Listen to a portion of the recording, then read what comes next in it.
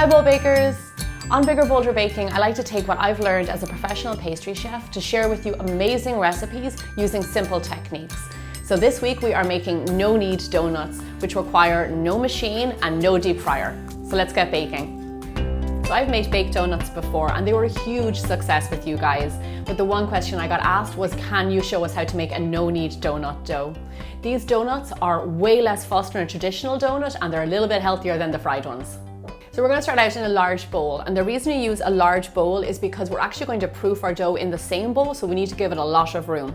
So into our bowl I'm going to add in my flour, salt and yeast. Now the reason I add them on separate sides of the bowl is because you don't want to lay your yeast onto your salt because it will actually deactivate. So put them on separate sides of the bowl and then you can feel free to mix, but just don't lay them on top of each other. Okay, perfect. We're going to set this bowl aside and mix together all of our wet ingredients. In a separate jug, we're going to add in our warm milk and melted butter. A recipe with all that butter cannot be bad. Vanilla extract, honey for sweetness, and your eggs. And then with a fork, simply whisk all of these ingredients together really well. You'll notice that these are a lot of rich ingredients, but that's what makes this dough so nice and buttery and eggy. It's delicious.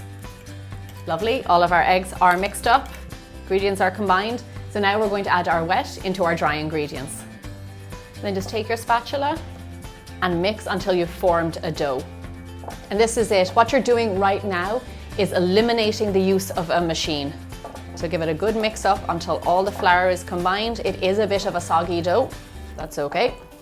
Also, using a no-knead method and developing your dough overnight means that you develop more flavor and better texture.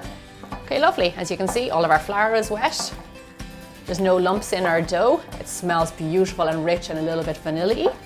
Now the next part is where the magic happens. We are going to cover this in cling film and let it sit at room temperature for 2 to 3 hours.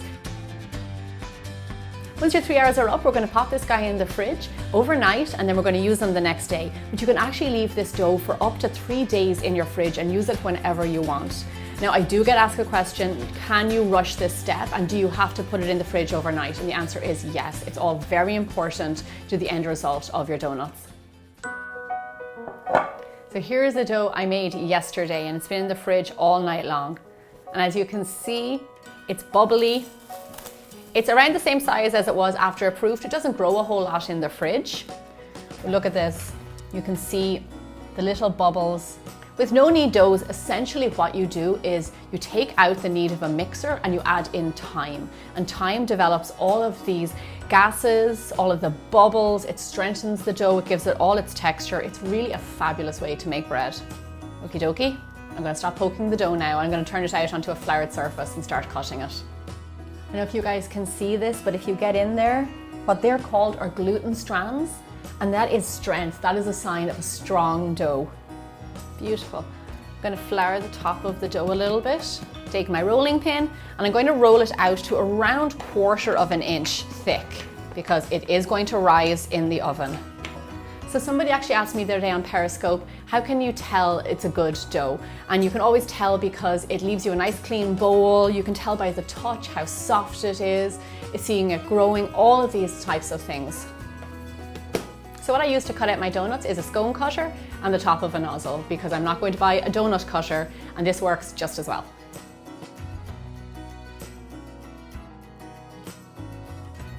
And then we're going to save this guy because he is a donut hole and donut holes are just as delicious as regular donuts.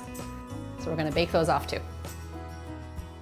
If you wanted to do some filled donuts, like maybe with jam or Nutella, you could always leave it whole without cutting out a center, bake it, and then once they're baked and cooled, you can actually fill them with jam or whatever you like. Once your donuts are cut out, we're going to lay them on a baking tray lined with parchment paper. Now, it's really important to use a good quality baking tray because they have a tendency to get a little bit overcooked on the bottom. So if you want to even double up on baking trays, that will help a lot to keep the bottom soft and the top soft. When you're laying your donuts on the tray, give them a bit of space each so they can grow and puff up. Once your donuts are all cut out, we're going to cover them with a towel and let them proof at room temperature for around 20 to 30 minutes. Our donuts are proofed and I want to show you guys what they look like when they're ready to be baked. So if you look, you can see that the edges have softened a little bit and it has risen up. So that means it's well proofed and ready for the oven. But just before we pop them in the oven, I'm going to brush them with a little bit of melted butter because it gives them a lovely golden brown colour on the outside. Now today we are baking these, but if you don't want to bake them and actually want to fry them, that will work just as well. And you only have to shallow fry them, you don't have to deep fry them. These guys are looking great and they're ready for the oven. I'm going to bake my donuts at 375 degrees Fahrenheit, which is 190 degrees Celsius, for around 15 minutes. But keep a close eye on them because they do brown quite quickly. While our donuts are in the oven, we're going to get cracking on our glazes. Now we're going to make 3 easy glazes, but they're also very similar. For the first one, we're going to mix together icing sugar, vanilla extract and milk. Mix it together until it's nice and smooth.